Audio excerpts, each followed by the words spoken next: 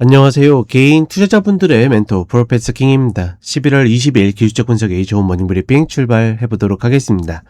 자, 일단 미국 시장 아직까지 종가 안 나왔고, 다만 이제 오늘 빅 이벤트가 있기 때문에 저도 조금 일찍 정리를 하고 이제 그쪽에 좀 집중하기 위해서 좀 먼저 올리게 되고, 하나 재밌는 거는 어차피 이제 미국 시장 장 초반에 급등해가지고, 그러니까 출발은 별로 좋지 않았지만 싹 올라와가지고 출발을 해가지고 그동안에 이제 좀 조정권에 있었기 때문에 제가 그런 이야기 드렸죠. 엔비디아 실적 발표가 어떻게 될지 모르겠지만 대체적으로 잘 안 나올 리는 없고, 기존에는 고점에 있었기 때문에 발표하면 떨어졌지만 이번에는 선조정의 가능성이 있기 때문에 충분히 반등의 여지가 있다라고 했는데, 그런 흐름들이 초반에 이렇게 잘 나왔었는데 비트코인에 최근에 영향을 받고 있죠. 특히나 비트코인 하락할 때마다 그게 의도된 건지 어떤 건지는 좀 알기 어려우나 같이 떨어지는 그런 흐름들을 보이고 있다 보니까, 제가 그래서 표현한 게 이제 다 된 밥에 비트코인 뿌리기,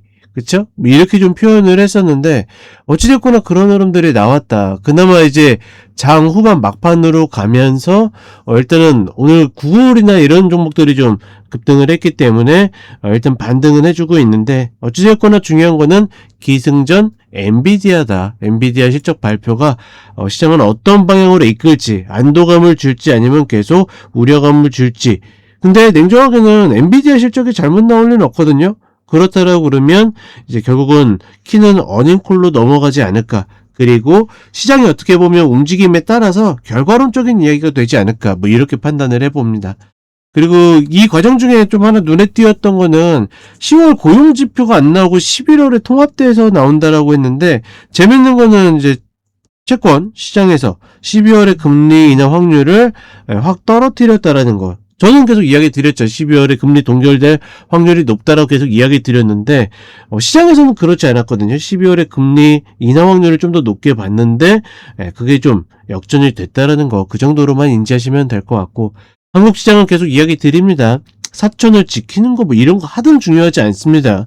그냥 숫자 앞자리가 좀 바뀌는 거지, 지금 시장의 흐름은 그런 힘의 균형으로 움직이고 있지 않기 때문에 전혀 신경 쓸 필요가 없고, 그냥 내 전략, 내 종목, 내 포트만이 중요하다라는 거, 여전히 신규 매수는 지금 구간에서는 전혀 고려하고 싶지 않은 그런 흐름들이고, 내 전략에 집중한다. 그냥 지수나 이런 것들은 참고로만 본다 정도로 인지하셨으면 좋겠습니다. 자, 그럼 간단하게 차트 보도록 하겠습니다.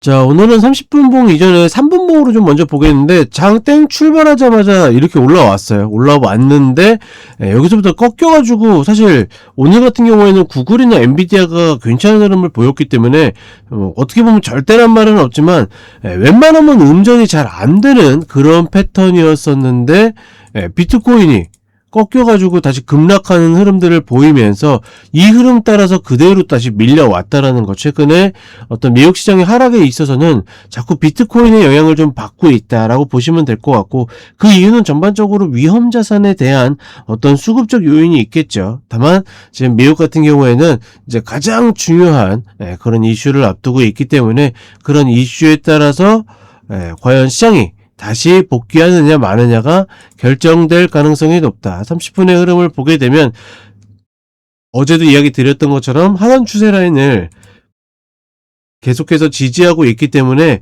이제 내려오는, 그쵸? 이 하락 추세 라인을 과연 돌파할 수 있을 것인가 없을 것인가가 관건이다. 실적 발표 이후에 얘를 돌파하게 된다라 그러면 다시 윗라인으로 복귀하게 되고, 다만 그렇다라고 해서 다시 신고가를 쭉쭉 뻗어나간다는 개념보다는 지금의 이 박스를 유지할 가능성이 높지 않겠는가. 당분간은 계속 이런 박스를 유지한 채로 시장이 흘러갈 가능성이 높다. 이렇게 판단을 하고 있습니다. 그리고 한국 시장으로 오게 되면 일단은 이런 자리 지켜지고 있죠. 근데 지켜지는 게 그렇게 중요한 그런 흐름들은 아니다라는 거. 우리가 만약에 급하게 매수를 노린다 하더라도 이런 갭 자리를 노리고 이런 횡보했었던 이런 자리들을 노리는 거지, 지금의 구간은 올라가든 내려가든 우리의 어떤 예측 능력 범위 안에 있는 게 아니기 때문에, 말 그대로 지금 고버스도 불타기 하면 된다 안 된다? 안 된다.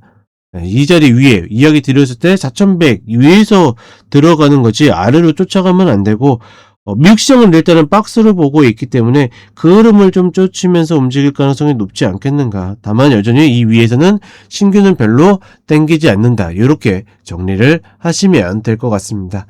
자, 그러면 저는 또 쇼츠로 찾아뵙도록 하겠습니다.